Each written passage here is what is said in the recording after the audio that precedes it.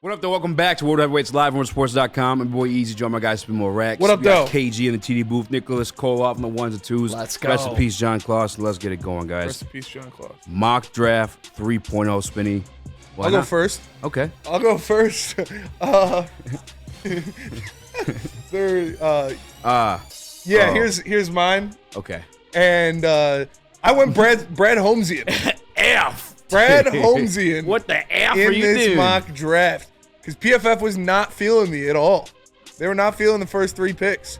The first pick, I took wide receiver Xavier Leggett out of South Carolina. Nice. This is a guy that the Detroit Lions have already talked to. We talked about it. I comped him, if everything goes well, as a baby A.J. Brown. He is a bigger body guy. He can make contested catches. He can do a lot of different things with running different routes. And I think he would fit very well in this Ben Johnson offense that's looking for an X wide receiver.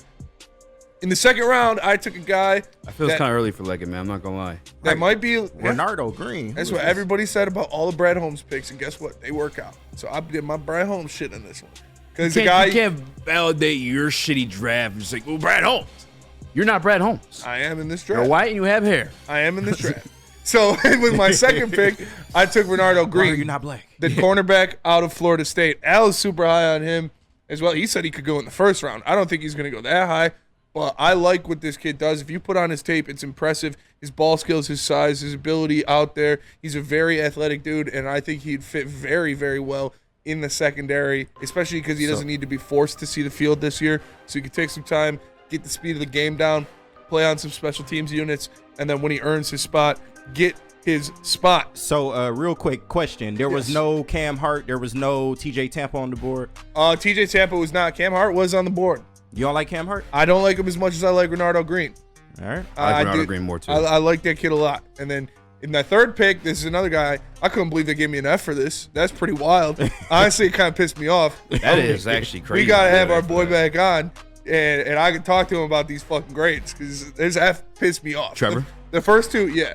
The first two I knew were going to be lower grades. Yeah, we're lower grade, but he got a sweet name though. Muhammad Kamara, dude, he had 14 sacks last year. Like Nick would love this guy because if you look at the production, that's all he does is produce. Like he produces numbers.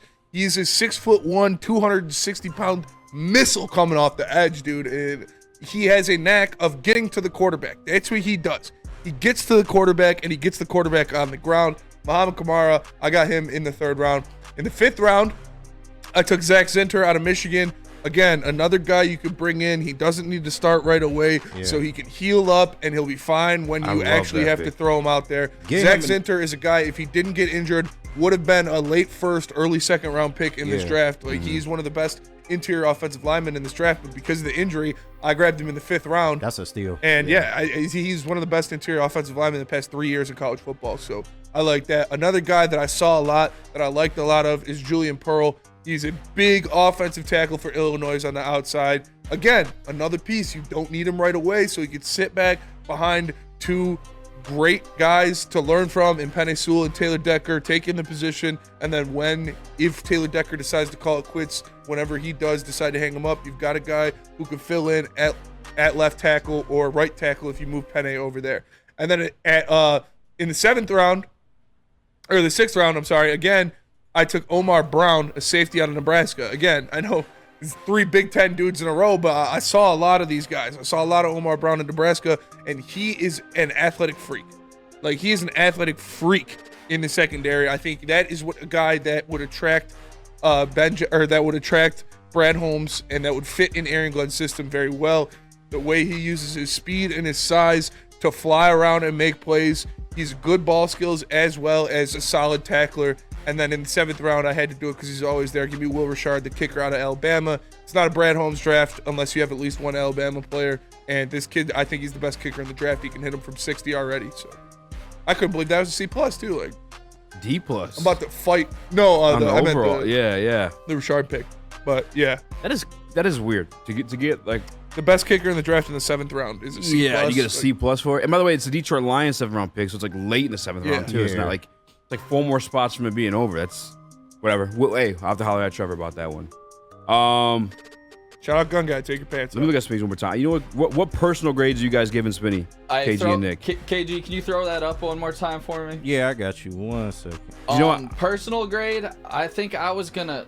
You want to go off first, easy? No, go ahead. You started. Yeah. First of all, this is looking like my high school transcript. Bad numbers, a lot of bad letters. But I like. I'm gonna give this one a C+.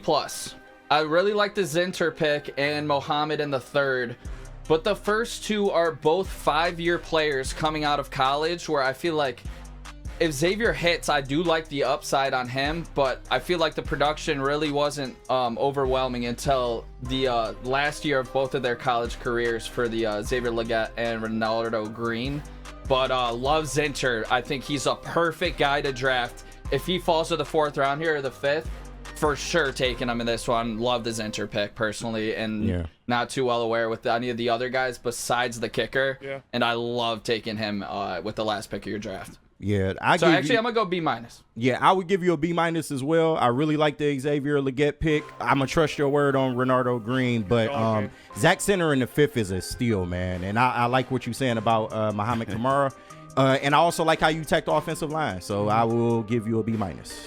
I'm gonna go B, just because I feel like, and depending on who was available, I don't know, but I really do feel like you cooked those first 4 picks. Like, I'm really high in Muhammad Kamara, like beyond like the numbers, the productions. Like, you want to say, okay, maybe he went to like Colorado and they didn't, like Colorado State, they didn't play the best schools. Well, then you go check the combine numbers and add up. The similar way to like James Houston, right? Like James Houston left school, look at the combine numbers, like it makes sense. He did what he did. Great size for him too. I think he had a great 10-yard split. Ronaldo Green, once you watch that tape against LSU, you're just not gonna forget it. You just won't, and it'd be hard for you to like LSU. Remind yourselves, if you guys don't know, Brian Thomas Jr. Just put Malik Neighbors and Brian Thomas Jr. in a box in the red zone, dude. On top of that, you played a little bit of safety too, and we know how much Brad Holmes loves the versatility. Xavier Legette, I feel like 29 is kind of early, but I get it. I think we all kind of allowed ourselves to fall in love with him as a prospect, and I don't really have any issue with it. I was listening to a few podcasts over the weekend and people watching him at the combine and whatnot, and they said like they get Nick's point of like that year 5 bust or blooming, whatever word you want to use. Pause. Man. But late bloomer. He said watching him move alongside the other guys, it fits. He's an NFL. He's an NFL athlete. Yeah. And the way he moves, his body size, what he can do. He's an NFL athlete, and like I said, I might have to beef with somebody at PFF for these grades, man. Like, yeah, it's pretty bad. I knew the Xavier Legette pick wasn't going to be the best I grade. didn't think it was going to be an F. Yeah, that's crazy. I didn't think it was going to be an F. Muhammad Kamara in the 3rd being an F is crazy to me. That is. And Will Richard in the 7th round being a C+. Like, all right, you guys, like, you're hating on the boy, but you know everybody hates Brad Holmes draft picks and they always look good. So this is my Holmesian-esque draft. Yeah, I like it. I don't have any issue with it. No beef from me, unless it's on my pizza. Who you got? I saw your first one, which I did not like. But I don't. Well, I was like mid lunch break. Like I spent so much time here during my lunch break that I tried to fit that in. Like while I was there, it was not working. I like turned my brightness all the way down. And I'm like mock drafting over my computer. So after I got off at 4, I did do another mock draft, and I tried to take the same approach as you. There was one pick where I went and reached for a position of need rather than like the guy that was there. It was Junior Colson. I believe it was in my 5th round pick. It was available there. I probably should have taken him. Linebacker? But here it is. In the 1st round, pick 29, I grabbed Kool-Aid McKinstry. They gave me A for that one. The 40 time in the Jones fracture, I feel like people are kind of sleeping on, I guess, how that may have limited him. And he still had a spectacular college career. And that's at the SEC level too. So I don't care who you are. That's pretty impressive. And by the way, too, I've said this before. Actually, we said it when we had Al on, too, that I feel like Carlton Davis probably be the perfect mentor for a guy like that. It's not as, like, quick, per se, but he's fast enough to hang with, like, top-tier receivers. Physical enough to hang with top-tier receivers, too. I think he played the man coverage AG likes. In the 2nd round, I went BPA, and I grabbed the position need as well, and Christian Haynes. I get it. Like, not everyone's going to fall in love with the offensive lineman pick unless it's like a top-tier guy. Then you can find it sexy. But at that point in the draft, I had to take him. There's no one else in the BPA. Best guy on the board for me. Now, Austin Booker, he didn't do what I wanted him to do or expected him to do at the combine. But the size still impresses me. And I still think he's very, very raw. On top of that, the new kickoff rules, I feel like that's the type of build you want, right? Yeah. You want these longer, lengthier guys that can still kind of run and do like a lot of athletic movements. I think he fits that on top of just being like a raw prospect. If you're going BPA and you got a guy like Terrell Williams, you truly believe him as a defensive line coach, maybe you can mold this kid into something special. And I always think back to with DJ Reader and Lee McNeil in the middle. I thought back to, and I can't think of his name off the top of my head, Devin Taylor. You guys remember him? Yeah. Like 4th round pick from like 2013 or something like that. He was still productive in spurts, but we had the big guys in the middle. Mm-hmm. I think you get a little bit of that Austin Booker, maybe a little bit more. James Williams. I think you've taken him before. He's one of my favorite later round 6'4". I think I wrote down his weight right here. 231. Yeah. Great closing speed. Just a giant safety. I think he moved down into linebacker just for the NFL draft purposes, because maybe people couldn't see him at the safety position in the league.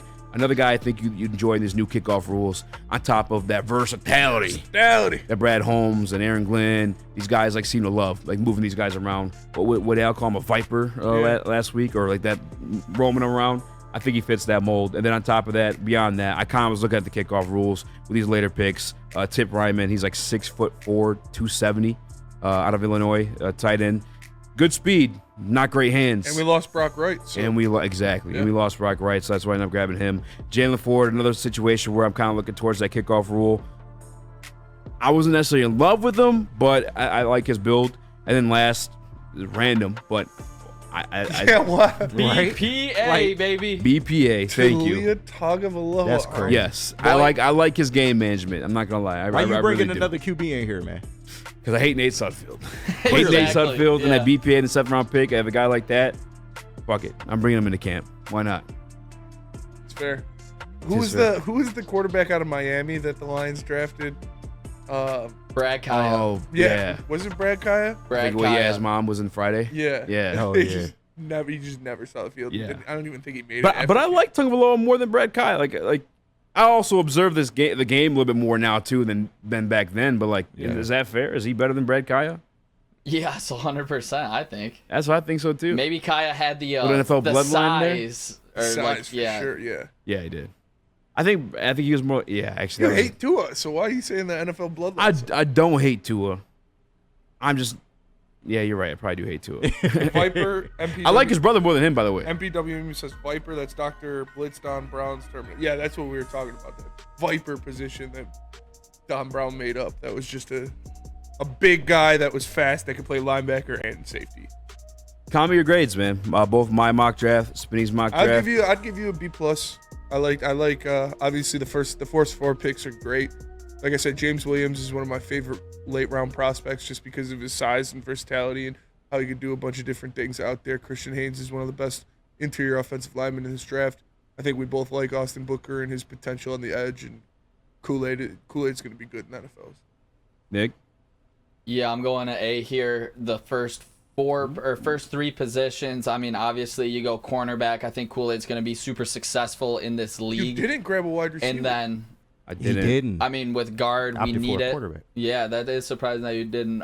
Edge, Austin Booker, I like him a lot. I think he can be productive in the future. And then depth at safety, I dig it. First 4 picks, I really like. I was cooking on my first mock draft. I did. But I got to the 6th round, and I was like, fuck, I didn't take an edge rusher. Because I had so many good picks, but I was like, I can't not take an edge rusher. When I grabbed Christian Haynes, I'm trying to think who was there. Devontae Walker was there. He was like the guy out there that I still liked.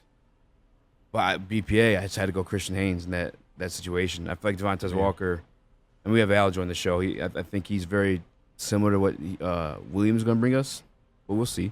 KG, what's your grade? This is tough. I got to go B- for this one, too. I'm not mad at Kool-Aid McKinstry at 29. Christian Haynes is a really good pick. I don't know a lot about the rest of these people, but I do like the positions that you picked. Edge rusher, you feel the need. Tight end, maybe a need. We don't know.